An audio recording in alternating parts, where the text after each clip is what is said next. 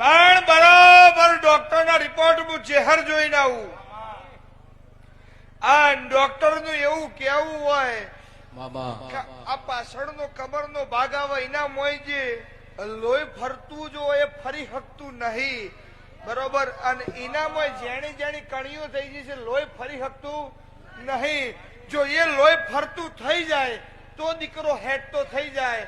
આવું ડોક્ટર ના રિપોર્ટમાં આવ્યું હોય. હું રબારીની માતા એવું કઉ છું તો તારા દીકરાના બરોબર હું નાયણ મેહોન ની માતા દોડતી છું બાપુ.